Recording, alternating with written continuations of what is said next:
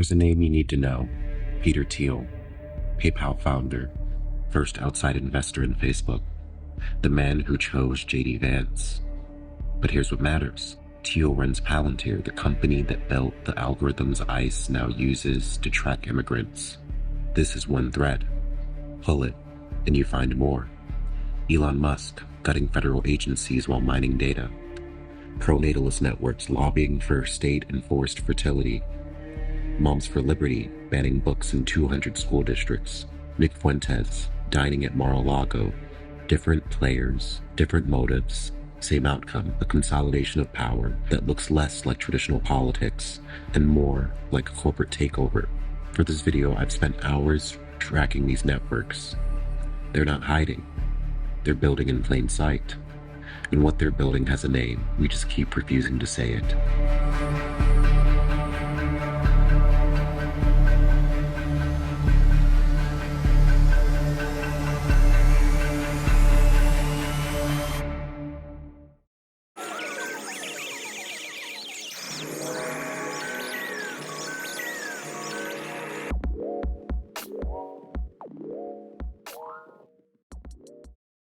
Recently, I went to a conference on organizing and I learned a lot of cool stuff, and it situated a lot of Trump's base. We're going to be talking and explaining what Trump's base is in this diagram right here, because it kind of helps me to visually lay things out, to kind of talk about what the different parts of his base are and how their values and goals kind of relate to and are in conflict with each other. When we're looking at this arena of fascism, especially when it relates to Trump, especially when it relates to, it's important to make the distinction between Trump's voters and then the people who are part of his elite base, because I do think there is a lot of distinctions to be made. And once I kind of had this laid out for me, it really helped me situate a lot of things that kind of can get confusing and jumbled when you really try to rationalize why different people voted for Trump. But I think it all kind of starts with naming kind of the mode of moving people that has been happening. And first, I think that includes for sure populism. And for those that don't know, populism is basically a political framework that is about the will and the desires of the common people. So it's speaking to the core economic issues, the core social issues that people are kind of facing in their times, and relating those social or economic issues to some kind of enemy or other, and especially in relation to we should put just fascism at the bottom of this. So I really see populism as a vehicle to fascism by speaking to the needs and the material conditions of the common people, and then turning it into something that the other can be blamed for, as we've talked about a lot in these videos, invoking the internal and external enemy. So populism is a political approach that strives to appeal to ordinary people who feel that their concerns are disregarded by established elites. And fascism doing this as a project, I think, is interesting because so much of Trump's base and the elite base is this critique, one, of the Democratic Party, and then two, a critique of liberal social democracy and what many parts of Trump's base, like the MAGA communists, consider to be the deep state. And so if grocery bills are going up, no one can afford health care, people feel like the government is giving away too much money and there's not enough money for us, populism can be wielded by saying, the elite don't really care about you. The liberal elite don't really care about you. The Dems don't really care about you. The conservatives understand what really needs to happen in order to make this country better. And populism is one of those things, resorting to nationalistic answers or solutions, resorting to religion as a solution, and resorting to the gender binary and conservatism as a solution to these social wrongs that we're facing. And it's all throughout everything that's happening, so I think right here is a very, very powerful line. The other part of Trump's base that I would definitely connect would be white nationalists. So you can kind of see this throughout definitely the rise of the alt-right throughout 2016 and beyond. But white nationalists are essentially advocating for a white ethno-state. So they release conspiracy theories and are aligned with what I would put over here, which are the Eugenicists. And these two people have a really strong tie here. Let's just put a line in between them. But if we're talking about the white nationalists, they believe in the great replacement theory. So looking at declining birth rates and how more and more immigrants are coming into this country, and basically saying that the borders are too open, we're inviting too many people in, we're giving too many resources, and this becomes a vehicle for xenophobia and wanting to protect the white race or those that are aligned with the white race as well. And then some other components that really animate white nationalism is the desire for masculine revival, and then also a dedication to law and order. And when I say law and order, I mean more specifically like the fascist portrayal of law and order, not like the state should have laws to protect human beings. It's more that there is a Darwinist idea of law and order, that not all people are created equal, that egalitarian orthodoxies, this belief that all people are created equal, is simply a falsehood. And the way that we really have progress is that there are certain kinds of people that are considered better that should be at the helm. And if you watch the anti-fascist roundtable that the White House did, there are a few moments that really struck me, and those are moments that were particularly like when Donald Trump was, I think he was calling the mayor of Portland or Chicago a low IQ mayor, and all of these other sentiments that are related to IQ and intelligence and mental health. And then a guy like Pritzker, or this low IQ mayor, gets up. I mean, he got up, he's got a 5% approval rating. And the people are all against him. They want people to come. Beautiful black women are wearing a MAGA hat last night on television. Beautiful people. This aspect of it, it's about race, but also trying to classify certain races or backgrounds or ideologies as mentally ill. I don't have this fully fleshed out in my head, but it's basically the idea that certain ethnicities don't have the IQ, the cultural power, whatever it may be. I mean, look at Charlie Kirk as one of the most clear examples of this wave of white supremacists. I mean, he went on Jubilee and basically argued with people about whether or not black people had a culture that could actually contribute to society. He talked about the fact that when he was on a plane and he saw a black pilot, he'd be worried that DEI was one of the reasons that they got there, and he didn't really believe that they had the skills or even the ability to do things that other people could do. And so this masculine revival, this dedication to conspiracy theories especially, and I would say like the great replacement theory is a big part of what animates white nationalism, because if we're looking at one of the core bigger issues that kind of animate Trump's base, it's immigration and borders. So we can draw a connection there. And another thing to note about the white nationalists is that this is a part of Trump's base that will really push for closed borders. They really support ICE. They really have a sort of bloodlust to see a lot of non-white people suffer because they believe that liberal democracy has allowed too much diversity, and it's really that's what led to censorship because the white people can't really say what they want to say for real. And then some key figures that I would definitely note in this space, Richard Spencer was someone that pushed for the alt-right rhetoric, especially from the 2016 era onward, and was a part of the Unite the Right Charlottesville rally. Nick Fuentes is another person that animates the white nationalists. He was the head of America First, which was a youth movement that mixes white nationalism and Christian traditionalism. And Nick Fuentes is also at the 2022 Mar-a-Lago dinner, at the Mar-a-Lago dinner with Trump and Kanye West. And so there's ways that the white nationalists are definitely becoming involved in like other parts. I'm going to draw a little... This is Kanye West. That's Kanye West right there. And then the eugenicists are another interesting part of this whole equation.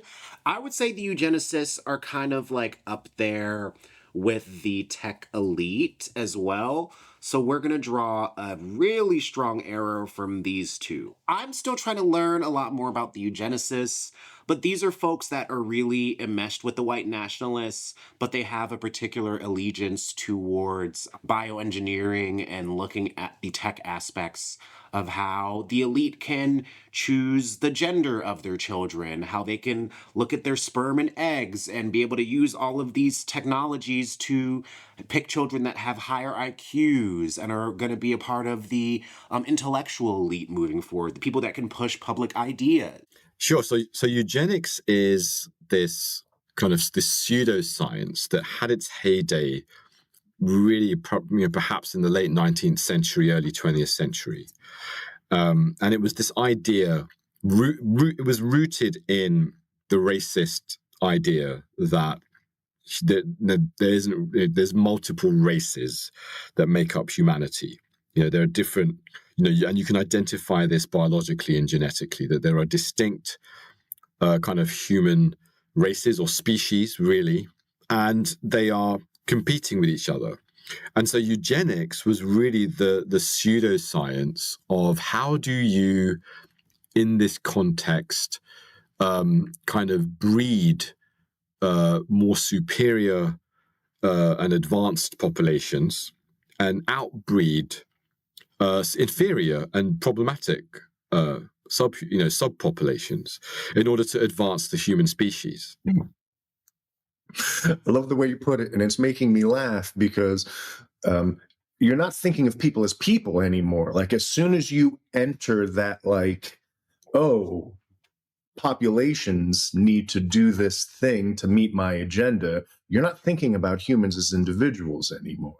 And just that, I mean, some people say it happens in management, in administration, or whatever, but what is more administrative, right, or managerial than running a nation? And then, like, an aspect of this, if we're going back to the pro-replacement, let's put pro-natalism. And the eugenicists align with the white nationalists in terms of wanting to reverse the birth trends. And so if you look at birth rates globally, you can see that a lot of countries, the birth rates are declining. And the eugenicists and white nationalists and parts of the tech elite are using this as reason to say we shouldn't be allowing immigrants into our country. We need to be looking at the ways that we can bioengineer a more ideal human being, beings that have a higher IQ. And so they're really fixated on the fertility collapse, especially in the West, and wanting to revitalize that, which is, I don't know. I'll just add this here. Like, I think that's where these folks have an interesting kind of like relation to and a conflict with the Christian nationalists. So, like, these areas are interested in natalism. And so looking at declining birth rates. And the ways that the eugenicists and the tech elite want to bioengineer a more preferred human being, or more particularly to fixate on whiteness, it aligns with certain aspects of Christian nationalism, so wanting like a certain kind of purity to the country.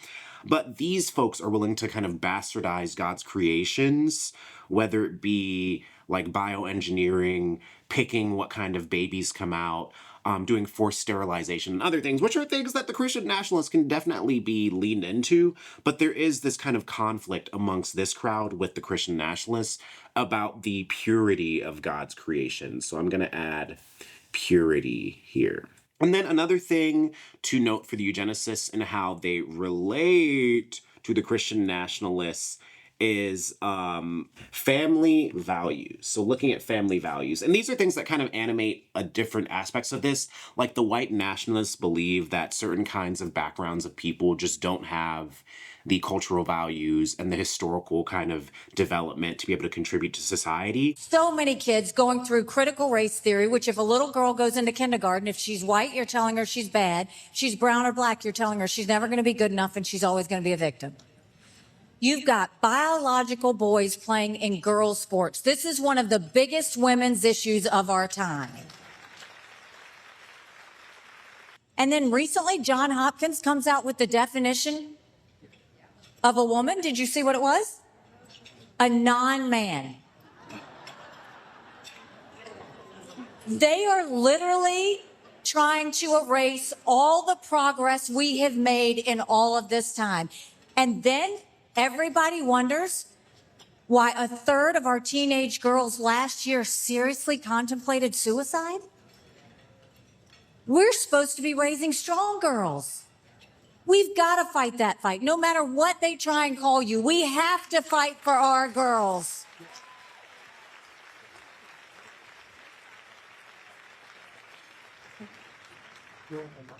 And can I just say, God bless the Supreme Court.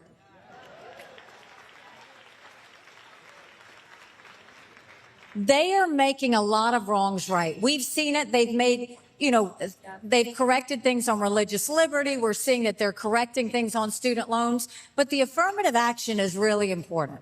How do we get back to these being human issues and not political issues that are used to divide Americans? We have to get back to our national purpose and the values that make us great. I saw the protesters outside. Right. And I appreciate that, because that's what my husband and every military man and woman fight for, is the freedom of speech to be able to do that. The freedom of speech for you. They need to have Black history, Black culture, all of these other elements of POC culture removed from the schools. These histories need to be taken away, because these don't contribute to a society that leads to a white nuclear family. And then the eugenicists definitely want to cultivate like a more ideal bioengineered family. And the Christian nationalists think Moms for Liberty, the people that are trying to control the schools, leading behind the book bans, trying to censor what kind of histories are there. And the eugenicists definitely see biological hierarchy and selective reproduction as something that they are really big advocates for. The folks that I would kind of mention are Simone and Malcolm Collins. These are founders of pronatalist.org. This is a site that features guests on right-wing podcasts, and they advise lawmakers on fertility incentives, like and civilization revival. We could easily look at the U.S. history of forced sterilization of indigenous folks, the forced sterilization of enslaved Africans and Black folks, and then even now, we can look at the Trump administration and what's happening with ICE and thousands of people being indefinitely detained, and women specifically talking about being transferred throughout different ICE facilities and being asked to sign paperwork and being forced into various operations that are related to their reproductive health, which is essentially understood by many to be ICE and the US government doing even more state-sanctioned forced sterilizations of the migrants and folks that they detain. So the idea that the state should be allowed to go out into communities and take away certain kinds of people and literally medically alter them in order for them to no longer have children, to no longer add to the populations of people that are in this country or outside of this country. And then we have the tech elite. I have been reading so much about Peter Thiel and trying to understand more about him. He's a very confusing figure. It's interesting because the tech elite basically have combined tech with nationalism. Trump bringing Elon Musk into the fold and making him the head of Doge, and then Elon Musk eventually scraping millions of Americans' data from the different federal agencies that Doge was able to go into and scrape data from. And then also the fact that Trump's cabinet is worth millions and millions and millions of dollars. I think about the number of contracts that the US government is trying to establish now, whether it be through environmental extraction, whether it be through hard and soft powers related to tech and AI. Programs like OpenAI have an AI consortium that they're using to build partnerships with universities all around the country to incentivize universities and higher education to implement AI into their instruction. My own city where I live in, Ohio State University, has, I think, like a $15 million deal with OpenAI and war profiting. So we can definitely talk about Peter Thiel and Palantir and how Thiel has been a part of the tech elite as far back as when he was a prominent investor in PayPal. PayPal helped create the CAPTCHA system. They also developed a system to search for scammers, which eventually became the basis for Palantir, which is a AI and tech company that basically uses these algorithms and systems to map certain populations of people to figure out which people are associated with terrorist organizations or entities. In Lord of the Rings, the Palantir Stone is a magical object that allows its users to predict the future or to see what's going on in a remote location. It was originally created by the elves. It was meant to be used for good purposes. It is potentially a very dangerous technology. It's very powerful. Long have you hunted me? So that's Middle Earth. But what does Palantir do in a regular Earth? What we do is we use what legal scholars call predicate-based search. So we would look at you, and then we would go out and say, oh, there's lots of different things in your life that may be indicative of someone involved in bad behavior. Put simpler, they make software that makes it easier for their customers to collect and analyze data, and then act on that analysis with and without AI. By 2013, 10 years after their founding, Palantir's client list included the FBI, the CIA, the NSA, the Marines, the Air Force, Special Operations Command, and more. Did your company help to track and kill Osama bin Laden? You know, we can never. I'll tell you, the closest thing to an answer is like there are. When you look at when you open the paper and look in the news about these kind of things, there's a 2/3 chance, depending on the country involved, that somehow my company was involved. Fundamentally, the mission that is pushed to employees is that we're solving the world's hardest problems and supporting Western institutions. That is the main driver of sort of this militaristic culture that is developed inside of Palantir. If you do not feel comfortable supporting the legitimate efforts of America and its allies in the context of war, don't join Palantir. This entire message of like, we are the most lethal, we are the most able to surveil and process large amounts of data. You have created the system which you call kill chain. Privately. Publicly, the lawyers have some innocuous So something like tech for the amelioration of unwanted blah, blah, blah. Some term we're supposed to use. Okay, let's... for me, it's the kill chain. Kill chain sounds good. Kill chain isn't an original term created by Palantir. It's the more general military verbiage for the series of decisions leading from identifying a target to taking their life. Palantir's contract added their software and artificial intelligence to the kill chain. It's quicker and better and safer and more violent. It's tech that Juan helped market.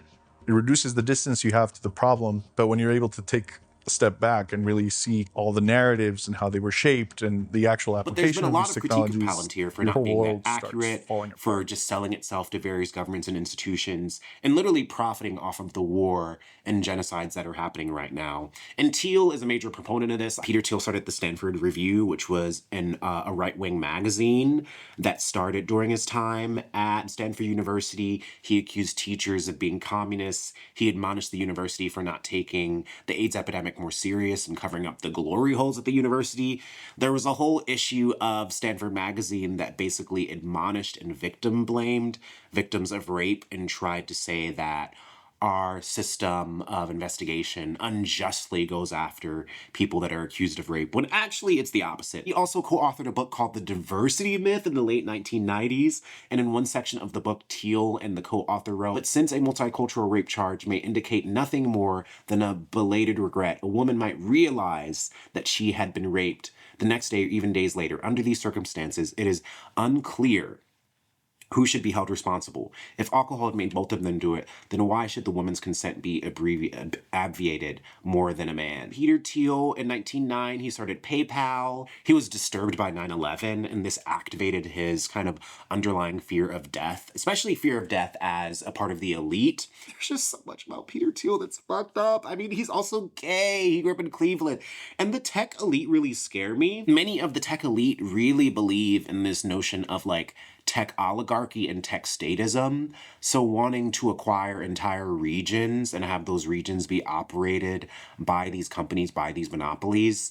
I mean, we don't have to think very hard to realize that this is a direct lineage to various apartheid states like apartheid South Africa or the Jim Crow South. I mean, Thiel lived in Africa for a period of time, and his father was a part of really fucked up and extractive mining practices where if the workers didn't work, they would be essentially incarcerated. So his father owned slaves, is basically one of the people that handpicked J.D. Vance because he understood that J.D. Vance was very aligned with the tech industry, and he donated more money than ever, than any other donor, it's said, to J.D. Vance's campaign and other campaigns. I mean, let me look it up really quick, but I believe the number that Teal donated to J.D. Vance's campaign was like 15 million.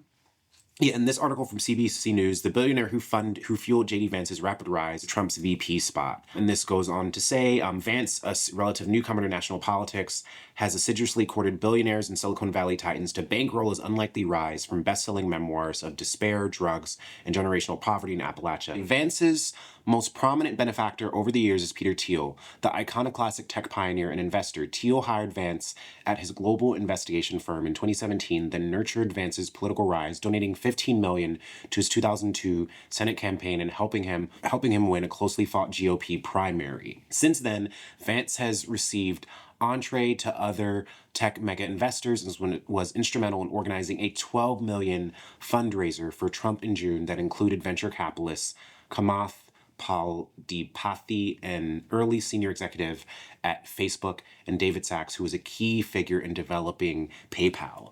And so if we look at the tech elite, we can very clearly see how folks like Thiel were able to garner the people around them that have invested in PayPal, Facebook, all of these other tech corporations that have developed over the last 15 years to push people like J.D. Vance and other people to be a part of Trump's base. And this has led to many of the tech elite being able to get all kinds of unprecedented contracts with the Trump administration in order to profit off of the war and the ICE surveillance and the detainments of various people. I mean, think about the fact that the U.S. government recently acquired a contract to use Pegasus. Hey, did you know that the camera and microphone you're using right now can be seen and heard by someone remotely if your phone is infected with a spyware called Pegasus? In fact, the users can have access to your camera, your microphone, photos, videos, all your DMs, your social media, your texts, emails. They can even send and receive messages. They can have your exact location. They can even have your health data. And these aren't hackers or shadowy figures from the dark web. Pegasus is sold to governments like Saudi Arabia, UAE, Mexico, by an Israeli spyware firm called NSO Group. And there have been dozens of reported cases of it being used against human rights activists and journalists.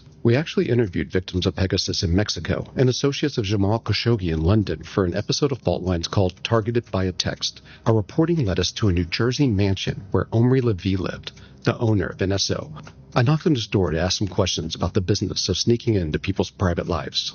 Omri? Can we ask you a few questions? Hey, I'm a journalist with Al Jazeera, Josh Rushing, a host show called Fault Lines. Can we ask you just a few questions? No. Want to get a statement from you? Excuse me, this is private property, so I would ask the client to go. Just one statement, like, why do you continue to sell to governments that use Pegasus to target human rights activists and journalists? Say, go away or I'll call the police. Because of all the reporting about governments abusing Pegasus, the U.S. government blacklisted the company in 2021. You know the old saying about never let a serious crisis go to waste? NSO certainly does. They're now spending millions of dollars to lobby the U.S. government to try to get it off the blacklist. They've actually hired one of the most prestigious law firms in the world, Paul Hastings. That's its building. You can see it right from my desk. A partner from Paul Hastings on November 7th, exactly 1 month after the Hamas attack on Israel, sent a written letter requesting to urgently meet with the Secretary of State. How do I know? Here's the email. Here are the letters, and these are courtesy of our good friends and journalists over at The Intercept. In the letter, the partner, Timothy Dickinson, uses the specter of alleged rising anti-Semitism as a reason for the U.S. government to have this incredibly invasive spyware. Hey, look, for a lot more about Pegasus, NSO, check out the Emmy-nominated Fault Lines episode, Targeted by a Text on YouTube. This is The Brief, and I'm Josh Rushing. Which is an Israeli surveillance company that can access your phone,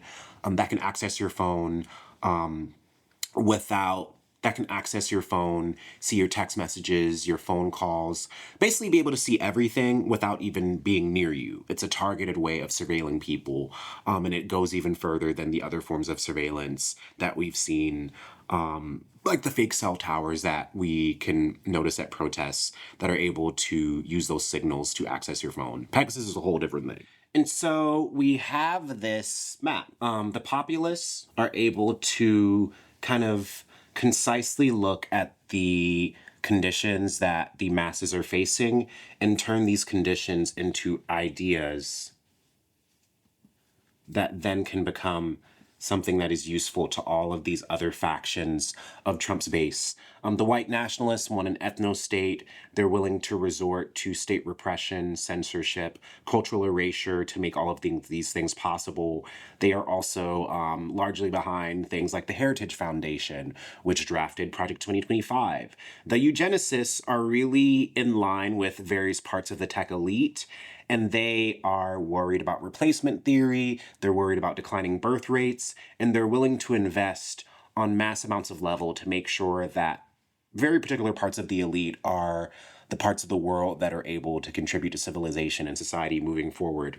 And then the tech elite, people like Peter Thiel, have been able to profit off of the social media, tech, and AI boom of the last 15 to 20 years. Folks like Thiel, David Sachs, others have been invested in Facebook, PayPal, X. I mean, Elon Musk is definitely a part of the tech elite and was able to get into the US government through a non-governmental agency and extract millions of people's data in order to collect it. And then I think about the fact that, like, we're not even talking about, like, pro-Israel and Zionism, because I think there's also certain aspects of, like, white nationalists in the tech elite that want to use technology and surveillance to survey protesters, to make lists of pro-Palestinian protesters and their allies, to hand over these lists to the government and use these as the basis to expand the FBI watch list and to indefinitely detain people. Then the tech elite going to the Christian nationalists. I still need to learn a lot more about the Christian nationalists, but I mean, these people are very much into family values. They're definitely transphobic. They care about trans issues. And so they're pushing for ending the separation of church and state. They're pushing for controlling the curriculums in various school systems. They're pushing for trans people being locked. And if we really think about this, what are the core animating beliefs that animate all of these different parts of the right, whether it be the Christian nationalists, the eugenicists, the populists, the tech elite, the Zionists, etc. Natalism. So being worried about birth rates, this becomes an easy vehicle for supremacy / xenophobia. And then this also connects to transphobia. So thinking about like how the various forms of nationalism definitely want to determine what the ideal citizen is. And the ideal citizen probably for them does not include trans people. It doesn't include LGBTQIA people. And this is also about a dedication to the gender binary. And it's interesting because I've been reading You're Fascism by Umberto Eco. And this is a really amazing kind of document that really tracks some of the different values and kind of modes of thought that animate fascism. And one of them is nationalism implies the rejection of modernism. Both fascists and Nazis worship technology, while traditionalist thinkers usually reject it as a negation of traditional spiritual values. However, even though nationalism was proud of its industrial achievements, its praise of modernism was only the surface of an ideology based on blood and earth. The rejection of modern world was disguised as a rebuttal of the capitalist way of life, but it mainly concerned the rejection of the spirit of 1789. The Enlightenment, the Age of Reason, is seen as the beginning of modern depravity. In this sense, fascism can be defined as a rationalist. Besides, disagreement is a sign of diversity. Fascism grows and seeks for consensus by exploiting and exacerbating the natural fear of difference. The first appeal of a fascist or prematurely fascist movement is an appeal against the intruders. Thus, fascism is racist by definition. And both of these beliefs really help animate anyone that has reason to believe that the US government isn't giving them enough, they're giving too many resources away to other people, these liberal ideas of egalitarianism or equality are allowing too many undesirables to enter our midst. And this is very fascinating to me. And then, of course, I mean, I think for me as someone that was voting or like advocating for people not to vote in the last election, I mean, I think here, war and genocide is an animating feature of fascism, of authoritarianism. Yeah, and there's another section in here that reads, "For fascism, there is no struggle for life, but rather life is lived for struggle. Thus, pacifism is trafficking with the enemy. It is bad because life is permanent warfare. Life is permanent warfare. This, however, brings about an Armageddon complex. Since enemies have to be defeated, there must be a final battle, after which the movement will have control of the world. But such a final solution, quotation marks, implies a further era of peace, a golden age which contradicts the principle of permanent war. No fascist leader has ever succeeded in solving this problem. About the fact that we're the Department of War. Think about the fact that the entire world, or many parts of the world, have turned against Israel, and Israel and the US are besties.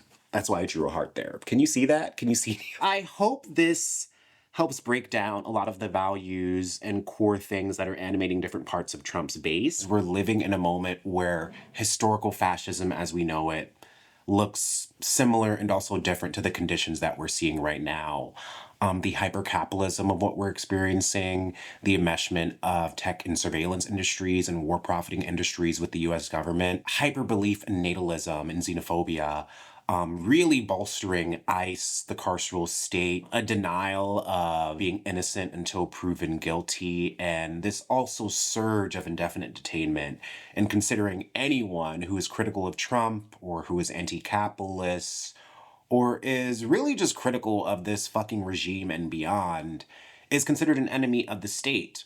And all of these are narratives that the state is trying to deploy. And the more and more that I read about fascism, the more I understand it to be really fine-tuned in certain ways for the modern digital age. We are all scrolling on our phones. We're getting news hits and bites.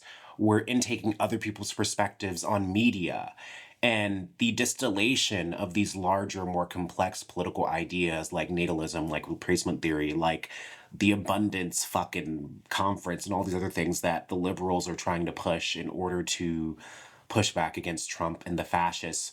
All of these are more complex narratives that are being distilled further and further and further down by demagogues, by the folks that are on these podcasts, by people that are really that are profiting off of making content and propaganda that leans into white nationalism, grifting. And we live in an age where you don't need to express a full idea. You just need to express something that is enticing enough, that can be viral enough. And what other phrase is synonymous with populism, if not virality? And so I think we have a lot of arenas to unpack. We have a lot of offshoots of what we consider to be traditional fascism, traditional nationalism, etc. And I think that means that we all deserve to study and dig and dig and dig. So if you want to learn more about the topics and things that I've explored in this video, I'm going to try really hard to put as many resources into a free Patreon post that's going to be in a pinned comment and in the description, because it's really important for us to educate ourselves and to understand which parts of this base or populism are showing up in our local political contexts, in our social groups and dynamics. And when we can begin to understand these things, we can begin to figure out how to push back. And so I want to end with a few simple tips or things to consider walking away from this video. And first, mapping all of this out is just like one of the more core things that I learned as an organizer doing campaign work, which is when you are trying to meet a certain kind of political goal. Let's say our political goal is to defeat US fascism and push towards a more democratic society and world. You have to power map. You have to know who the enemy is. And even in this conversation of knowing who the enemy is, I think it's really important to know who the elite are versus the masses. And this feels like something that's really, really important for me to really remind myself, is because as a queer Black person living in this country, I can get so angry at people that voted for Trump because I'm like, how fucking dare you? Like, you really think this person's going to help you?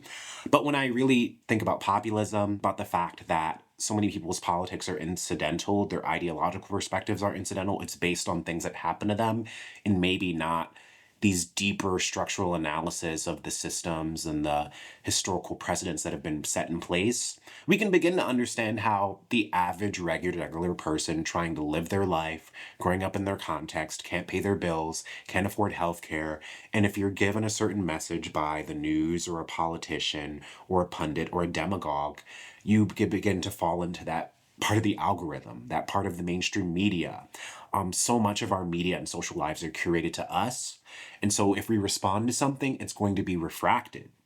But the distinction here is that it's important to make is that there are elite that are trying to curate and push and bolster these ideas, either because they're so elite that they have so much insulation that conspiracies are just commonplace for them, or that they understand it as a vehicle to yield power.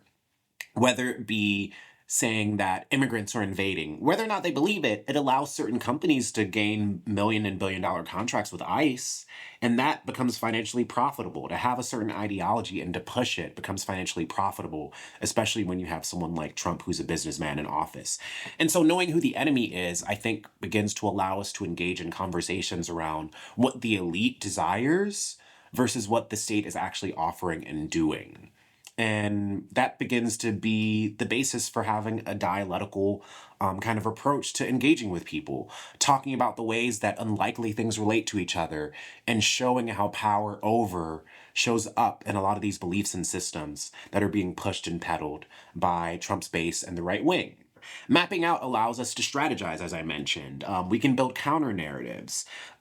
We can look at our histories and understand how anti-fascism and resisting white supremacy is a part of so many backgrounds and lineages. For me as a Black person, I'm proud to be making media and to be studying and documenting these things, because even when I'm at my most afraid, I really understand and believe these people aren't going to fucking win. They're moronic. Meaning the elite, the Trump elite are moronic. They believe in nonsensical things. They don't believe in science. They don't believe in community. They don't believe in taking care of each other outside of what they can do to profit and jerk each other off. And the counter narrative that is in me all the time is that my people's history has taught me we will survive one way or another. And that survival is built into community, finding narratives around community that are enticing, building alternatives, and building sites of defense that the state will inevitably try to attack. But having things that we defend begins to build this story, this history, this growing resistance that's not only in the past, but it's right here and it's right in front of us.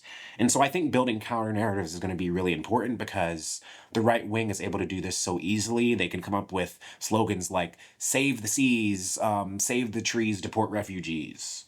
That's something that eco-fascists actually fucking say and chant and believe. And then 3, it's gauging what strategies of repression we need. And then 3, mapping out the different configurations of Trump's base and their values, and especially who they plan to target.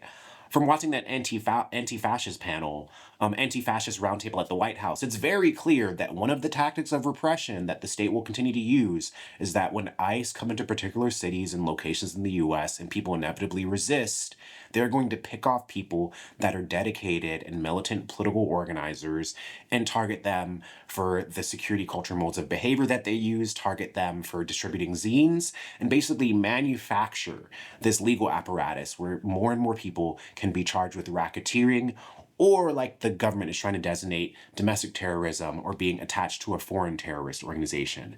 And so if we look at this, we can begin to think about what are the emergency support networks that we can build out in our communities to face the inevitable repression? What are the ways that we can organize, whether during mass mobilizations or not, that allow us to evade state capture and allow us to protect each other when the repression is inevitably going to be on the rise? And if we know that repression, counterintelligence, COINTELPRO is something that is being enacted now in new and surprising ways, we also strategize to prepare, to turn away from the paranoia, to figure out what are the modes of trust that we need to build with each other and how can we start building those now.